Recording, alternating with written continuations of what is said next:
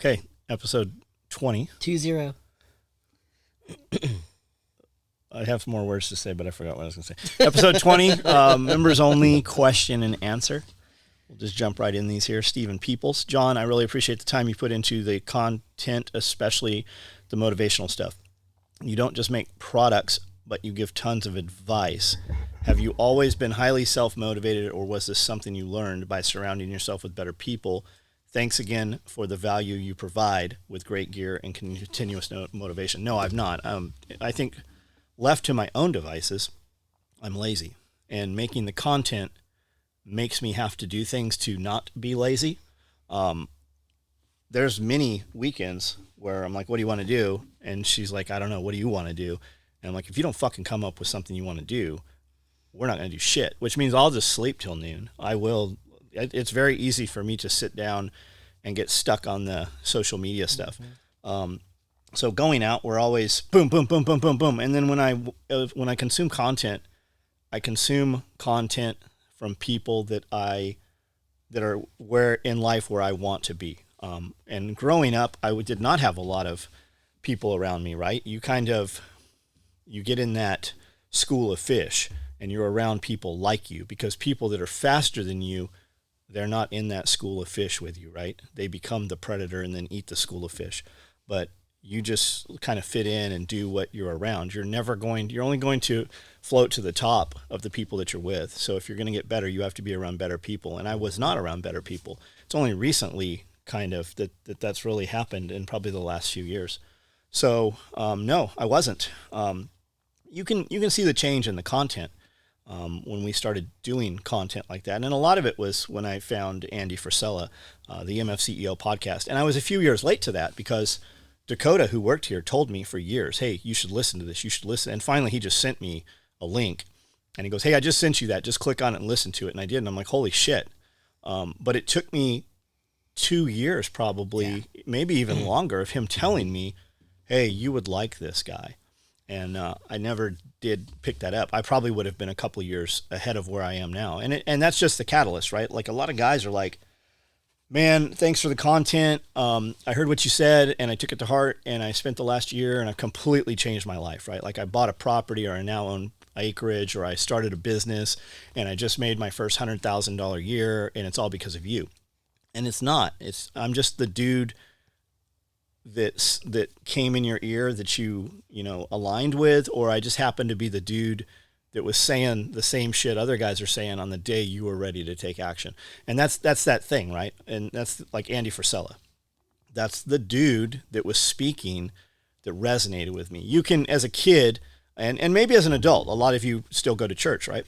Or are looking for that. You're looking for something to belong to that seems like it's right for you. And that's churches. So you go church shopping. But as a kid, you were forced to go to church and you hated church. But as an adult, you can go to that traditional Baptist church, or, whatever, or the mega church. You can go to the mega church with the Starbucks and the fire and brimstone and the dude's got a Ferrari. Or you just find that church where they're saying the shit like, you don't want to dress up. You want to wear flip-flops and bring your surfboard to church, right? You go to surf church, whatever. And the messages, they're preaching out of the same Bible. And a lot of them are even preaching the same fucking sermon. Mm-hmm. It's just that's the dude that you can listen to. Like I'm listening to a lot of audiobooks, and I'm just out of most of the audiobooks. When I listen to audiobooks, I try to find something with multiple books in the series so that I don't just listen to it for a couple of days. I want to listen to weeks worth of content, right? And now I'm down to all these books that are smaller, 3-book series, 4 books. And a lot of them are written by females, and a lot of them are narrated by females. And it just does not fucking stick in my head. Like, it actually makes me angry. I'm like, you little fucking weak bitches have this message how you've been wronged by a man, and the whole story is about how they don't trust men. Well, I don't give a fuck.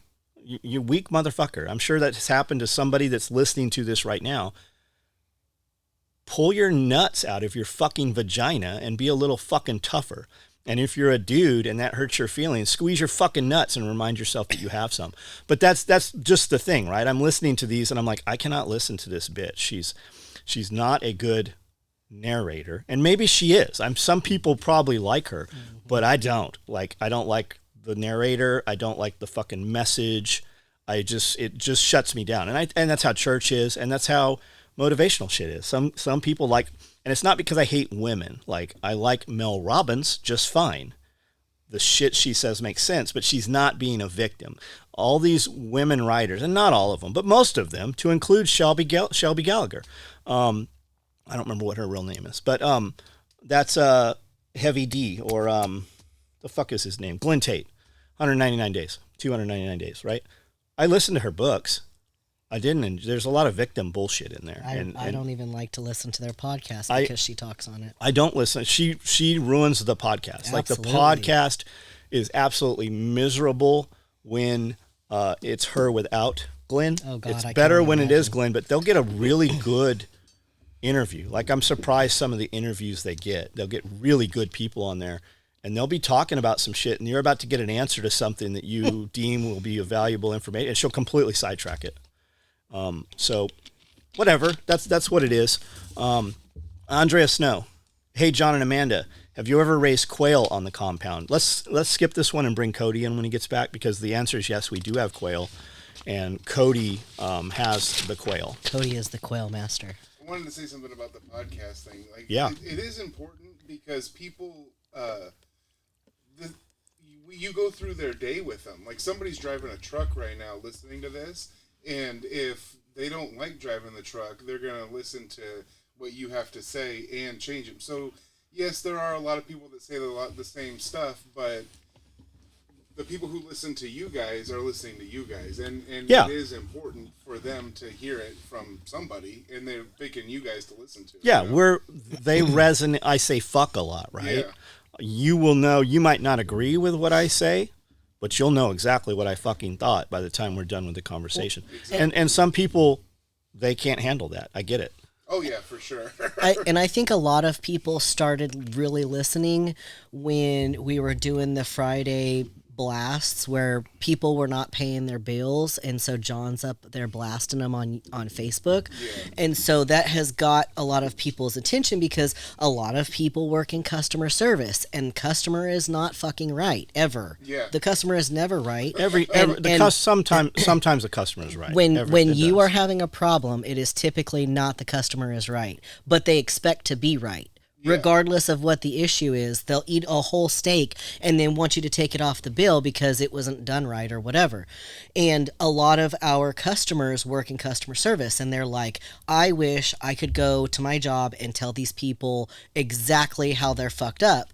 And so they resonate with that. And by having started in that part, continuing to be masculine and aggressive and straightforward and, adding to the conversation, we have been able to build up this group of people who are like, lower this. I noticed on your last video that blocked your entire head. There you go. I'm not sad about that.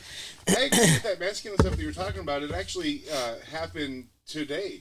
So a few days ago, Annie was like, what's going on with this Andrew Tate guy? She never heard of him, but she knows a lot of women that hate him.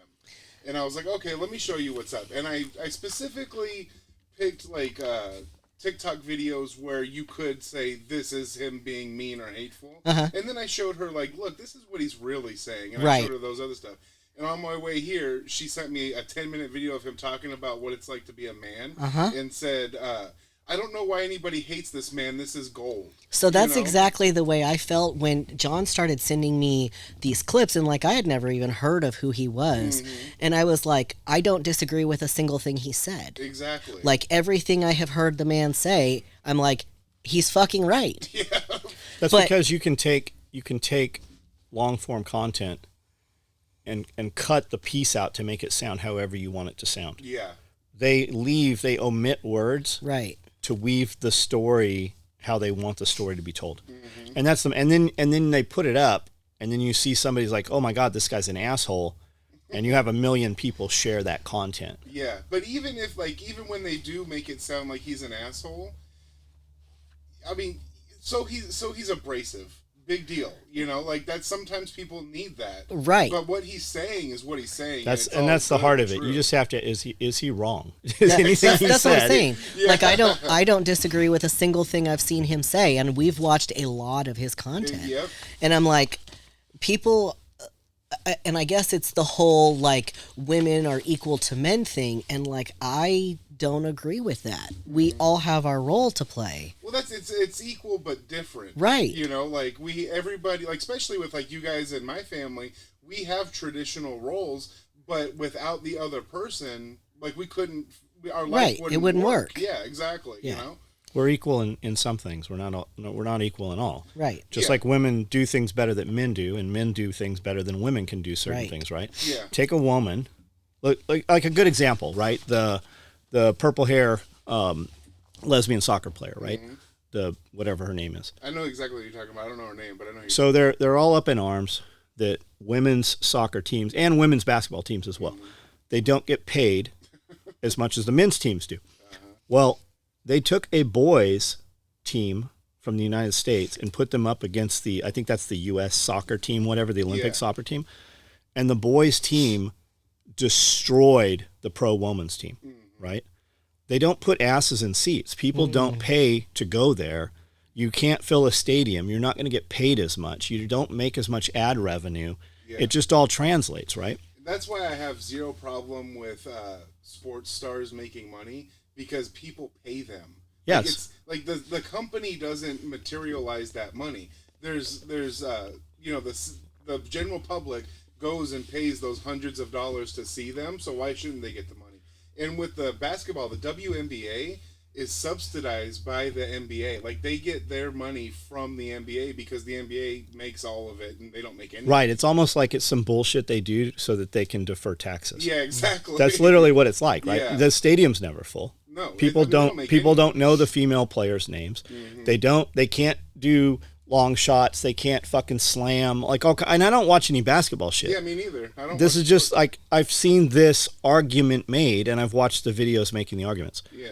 I don't give a shit if either one of them disappear or both. I could care less. But as long as the money doesn't come from tax revenue, as long as it's not stolen money, I don't care who fucking pays them or how they get paid. Yeah. If you want to make a lot of money, be a better player, get promotional deals and shoe deals, and fucking have a bunch of people buy your shoes. But the whole thing with the women's basketball league, you're not going to sell fucking shoes like Jordan. You're not going to sell shoes like Kanye West sold shoes, right? Or 50 Cent's shoes. Yeah. You're just not going to. And that's why you don't make as much money. And it's not because they're women, it's because what they're participating in, they like a physical activity like Jordan. There's no woman that could ever be Jordan, because that is something that only a supreme specimen of a man could do. Correct. Like, there's no woman that's 8 foot tall. Yeah, most men can't do it. Exactly.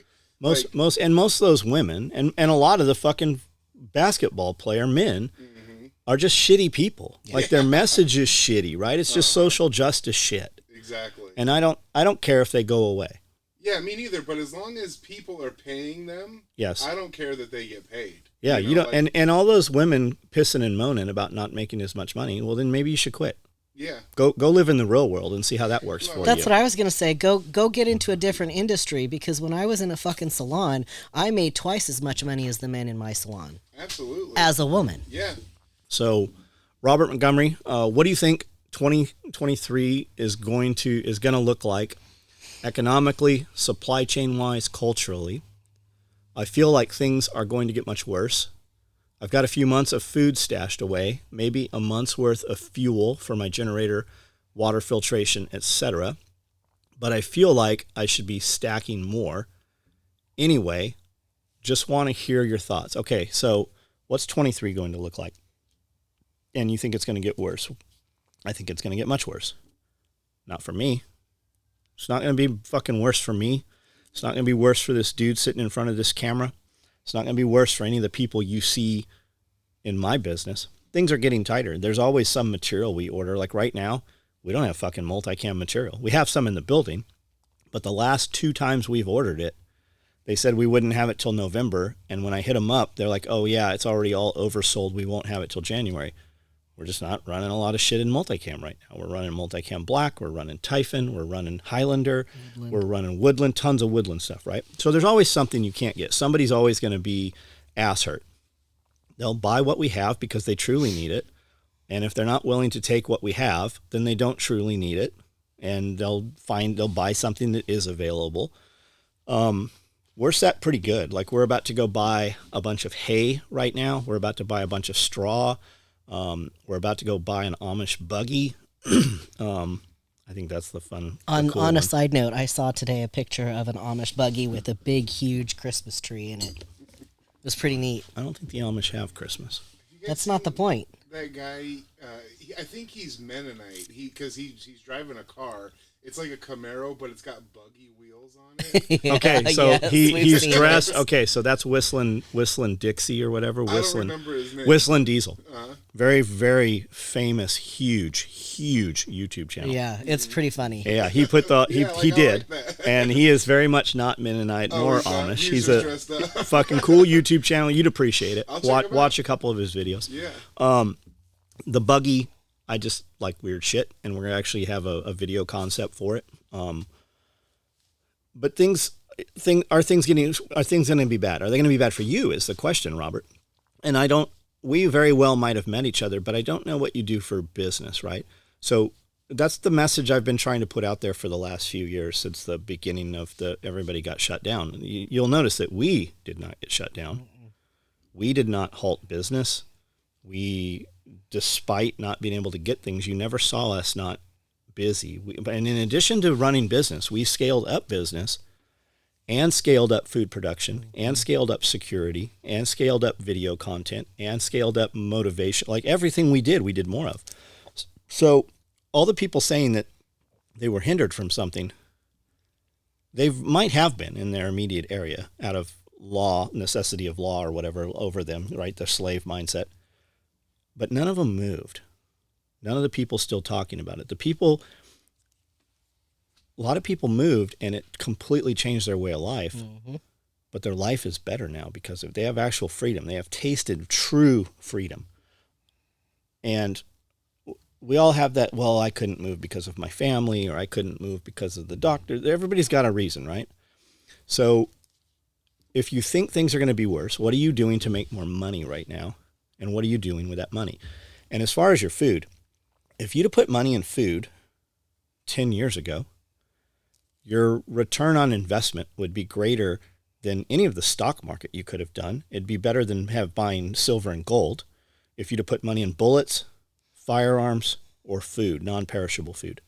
I mean, just look at the cost of eggs right now. Look at the cost of milk. Now, you can't store those, but you could have bought a freeze dryer and freezed up thousands of eggs. How many eggs fit in the freeze dryer at one time right now? 120.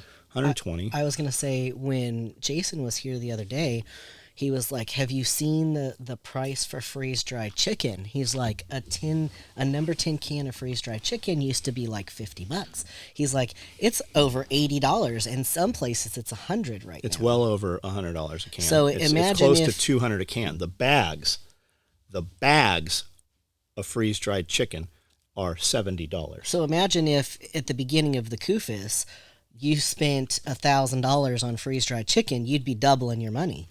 And everybody's like, well, they'll come after you. There are dudes all over the United States still selling moonshine, guys.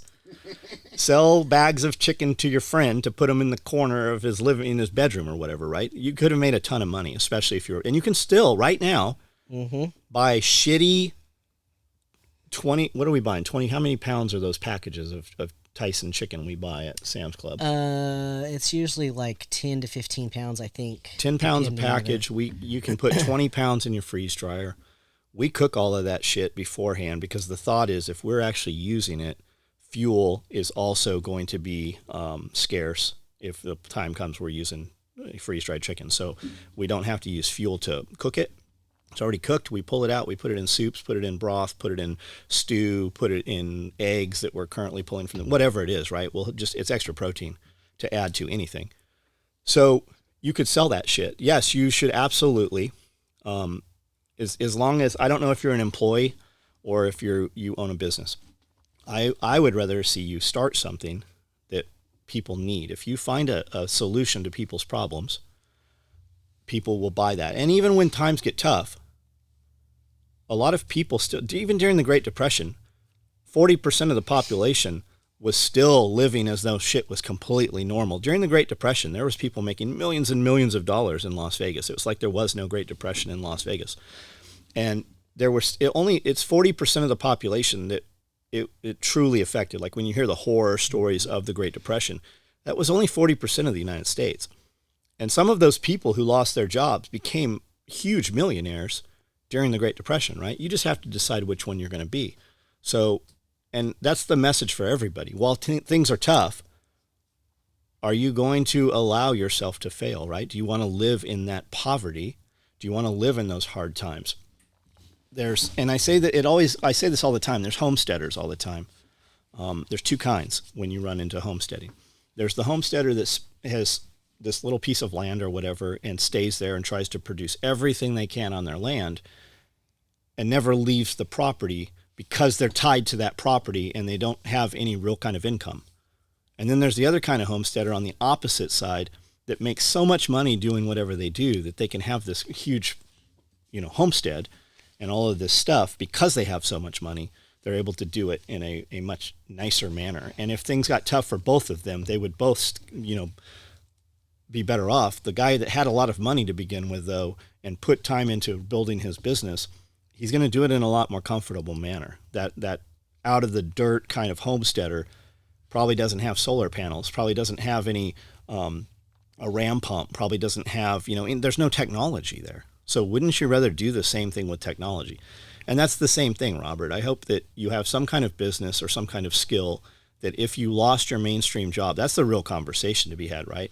While things constrict, because there are people like Amazon just laid off. What did Amazon lay off? Like 11,000 people. 11,000. Facebook just laid off 11. 11,000 is that magic number. But and I heard 11,000 too from FedEx, long haul drivers for FedEx and stuff.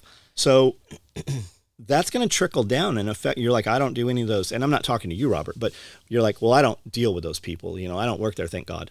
There's a lot of motherfuckers. 50% of the people in the United States, and I believe it's less than 50%, actually create a product that people seek out and are willing to buy, or have a service that they're willing to exchange money for, right? The other half, and I believe it's actually greater than half, work in bureaucracy. They only have a job because the government steals from people and makes them use these jobs, like your social workers and your any government agency, DMV, for instance, the IRS, any government agency.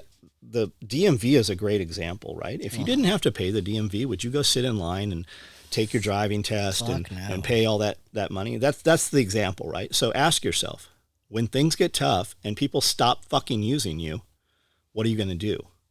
And there's a lot of it. Like when we were living in California over 15 years ago, there were municipalities there that were so far behind on the electric bill that the electric companies came in and took the light poles out of the cities. Yep. That was then. Imagine how shit is now. It's just not being reported. Yep. So have a plan. I heard something a long, long time ago, and it stuck with me forever, and I think it's more true now than ever before. And I can use the example of your two different homesteaders, the rich versus the poor homesteader.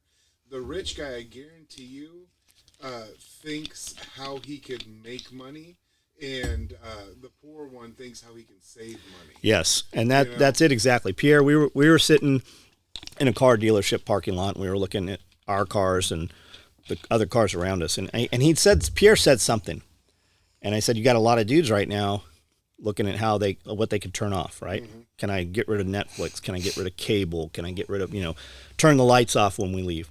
And Pierre said, you never ask how can I save money. You ask how you can make more money. Right. Because everything I do, any reduction, and we did reduce some things, right? There were some things that we'd been paying on and just not using, and we turned them off. But any reduction that I'm going to save on a monthly basis, I can more than make up in an hour. I literally was thinking about that this morning because Annie told me that because we were running the heater, our electric bill went from like $150 to $210 or something like that. That's $60 for the month. I mean, that's a huge percentage jump, but is it worth it to be cold? It's for $2 a day. Yeah, exactly. And that's while you're It's $2 a day. Exactly. Like I was thinking about that when I was walking past the thermostat. I was like, I'm not turning this shit down. Fuck that's- no. $6 is not worth it. You know? And that's while you're present, right? Yeah. That's while you're there. Our electricity bill here went from $2,000 to $3,500. It's gone up $1,500 Yeah. because they're taxing commercial, which we are. They've put a tax on the commercial, and then the rates have gone up, and they closed this power plant down altogether. So things are happening, right? We do make an effort. When we leave, we never adjusted thermostat. We just didn't care. Yeah. But when we leave now, we do turn the electricity off. You know, we've been doing those things, but we're not. It doesn't affect us, Yeah. right? It doesn't affect comfort at all, and it would be great to just pull the breaker on the house on the weekend and be like, hey, we're camping, and just so you know, just so you know, right? Exactly. Because everybody has these ideas of what they're going to do, but a lot of that, as soon as you get punched in the face, all your ideas go out the window, right? Nobody has a plan. Everybody's got a plan until you get punched in the mouth. Yeah. Turn the breaker off and just camp in there, right? Not this weekend. It's supposed to be cold this weekend. No, that'd be a great time. But everybody has these ideas because these retards all over fucking Facebook, and everybody just shares shit. They don't ever test it, right? Oh, you have to have this kind of rabbit wire. You can't feed rabbits this. You're supposed to. Everybody's got these ideas. And it's these fucking clay pots, right? Well, I got these tea light candles. That's and their these, fucking end of the world solution. yeah, I'm going to take this tray that sits under the clay pot and catches the water, and I'm going to put a tea light, and then I'm going to put some pebbles here, and I'm going to put the clay pot over it, and it's going to superheat, and it's going to radiate heat. Yes, it does. For that little area. But you have an open flame. Yeah. You probably have kids around. The smaller the area, the better it's going to confine that. So what's your plan? You're going to sit in a room made with a bunch of blankets and mattresses around the wall with an open fucking flame? Yeah. Like, why don't we test this out, you know? Why don't we do this? How are you going to cook, right? Where are you going to cook? What's your fuel? But nobody wants to test it, but everybody wants to tell you how to do something that they've never tried. I noticed that a lot on Facebook, like about anything. Like you'll see somebody said, "Oh, there's a crash on this corner, this street corner," and there's 20 people talking about how they were just there. Yeah, they just want to be recognized for some reason. I don't get it. Like they want attention on the internet, and it just doesn't make any sense. Everybody's like, prayers. Oh my God! I hope that dog's okay. Hopes and prayers. Well, why don't you walk your fucking ass out there and help them? Why don't you go do something? It's because it makes them feel good about doing something yet had to do nothing. Yep. Yeah, they could do it while they're sitting on the couch. Yep. Yeah. Just like people who they'll get like this Hip Camden, Tennessee group. Somebody will get up there and say something, and within 30 seconds, there's like 3 people talking shit. Yep. And it's like, what did you gain out of that? Did you gain anything in it? Did that make a difference in your life?